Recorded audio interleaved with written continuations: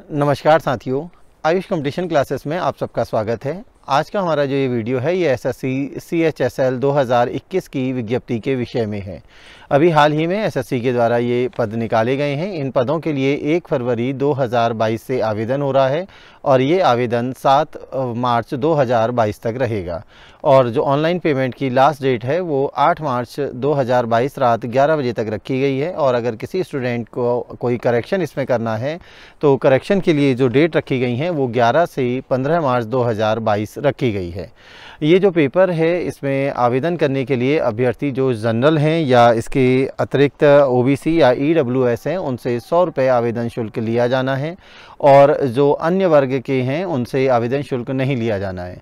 साथ ही आयोग ने यहाँ साफ किया है कि जो महिला अभ्यर्थी हैं उनसे भी किसी भी प्रकार का जो आवेदन शुल्क है वो नहीं लिया जाएगा। अगर अभ्यर्थी अपने इस आवेदन फॉर्म को जो है वो ऑनलाइन माध्यम से भरेंगे और किसी भी प्रकार का करेक्शन करना है तो फर्स्ट टाइम 200 रुपये और सेकेंड टाइम 500 रुपये करेक्शन फ़ीस यहाँ पर आयोग के द्वारा सभी अभ्यर्थियों के लिए निर्धारित की गई है। यहाँ पर हम बात करते हैं कि इस वैकेंसी में कौन कौन से जो प्रमुख पद हैं। तो ये जो वैकेंसी है ये IDC या जो जिनमें जो शैक्षिक योग्यता है 10+2 रखी गई है। तो ये जो वैकेंसी हैं ये वैकेंसी लोअर डिवीज़न क्लर्क या जूनियर सेक्रेटरीट असिस्टेंट के पद हैं। इसके अतिरिक्त इसमें पोस्टल असिस्टेंट या शॉर्टिंग असिस्टेंट और डाटा एंट्री ऑपरेटर के यहाँ पर पद रखे गए हैं। जो अभ्यर्थी इस वैकेंसी के लिए आवेदन करना चाहता है उसकी न्यूनतम आयु 18 साल और अधिकतम आयु 27 साल होनी चाहिए। आयु की गणना 1/1/2022 यानी 1 जनवरी 2022 को की जाएगी। तो इसमें आयोग के द्वारा कहा गया है कि जिन अभ्यर्थियों का जो जन्म है 2/1/1995 से पहले नहीं हुआ हो और 1/1/2004 तक जिन अभ्यर्थियों का यहाँ पर जन्म हुआ है वो इसके लिए आवेदन कर सकते हैं। इसके अतिरिक्त जो अभ्यर्थी SC या ST में आते हैं उन्हें 5 वर्ष की छूट दी गई है। OBC में आने वाले अभ्यर्थियों को 3 वर्ष की छूट और जो भूतपूर्व सैनिक हैं उन्हें भी 3 वर्ष की यहाँ पर छूट आयोग के द्वारा दी गई है। अब इसमें जो ये पेपर है ये Tier 1, Tier 2 और Tier 3 यानी 3 चरणों में होगा। तो पहले चरण का जो एग्ज़ाम है वो मई 2022 में प्रस्तावित है। यहाँ ये जो आयोग के द्वारा Tier 1 है, Tier 1 में 4 सेक्शन निर्धारित किए गए हैं। पहला इंग्लिश लैंग्वेज का, दूसरा मेंटल एबिलिटी यानी जनरल जो रीजनिंग वगैरह हैं वहाँ से प्रश्न पूछे जाने हैं, तीसरा क्वांटिटेटिव एप्टीट्यूड यानी मैथ्स और चौथा जनरल अवेयरनेस। हर सेक्शन में 25 क्वेश्चन होंगे और हर क्वेश्चन 2 नंबर का होगा। तो इस तरह से ये जो पेपर है ये पेपर 200 मार्क्स का यानी 200 मार्क्स का ये पेपर यहाँ पर आयोग ने रखा है और 60 मिनट में 100 प्रश्न अभ्यर्थियों को करने होंगे।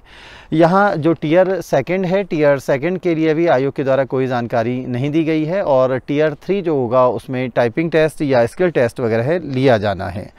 तो यहाँ पर ये जो अभ्यर्थी हैं जो भी जो आयोग हैं, आयोग के द्वारा अलग अलग यहाँ पर रीजन बनाए गए हैं। तो जो उत्तराखंड है ये नॉर्थ रीजन में आता है। इस नॉर्थ रीजन में 3 राजस्थान और उत्तराखंड। तो जो अभ्यर्थी उत्तराखंड के हैं और वो यहीं से एग्ज़ाम देना चाहते हैं तो उनके लिए उत्तराखंड में 3 सेंटर बनाए गए हैं। ये हैं देहरादून, हल्द्वानी और हरिद्वार।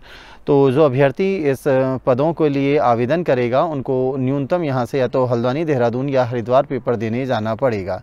ये जो पेपर है ये ऑनलाइन मोड में होगा। CBT पेपर है यानी कंप्यूटर बेस्ड एक पेपर यहाँ पर लिया जाएगा। इस पेपर में आयोग के द्वारा साफ कहा गया है कि पेपर कई शिफ्टों में होगा तो इसलिए यहाँ पर नॉर्मलाइजेशन की प्रक्रिया भी होगी। पेपर में 1/4 की निगेटिव मार्किंग भी है, अर्थात 2 नंबर के प्रश्न को अगर हम गलत करते हैं तो वहाँ पर हमारा 0.5 मार्क्स काटा जाएगा। और यहाँ आयोग के द्वारा ये भी कहा गया है कि जो इस विज्ञप्ति निकाली गई हैं अभी कुल पदों की संख्या आयोग के द्वारा जारी नहीं की गई है। तो उसके लिए आयोग के द्वारा सुझाव दिया गया है कि समय समय पर उनके द्वारा विज्ञप्ति अपनी वेबसाइट पर जारी की जाती है।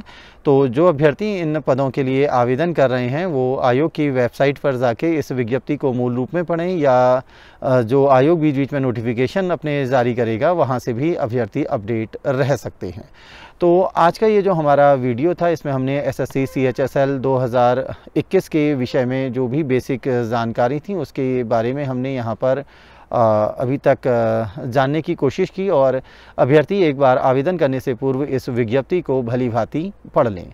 तो इसी के साथ हम आज का ये अपना सत्र समाप्त करते हैं। धन्यवाद।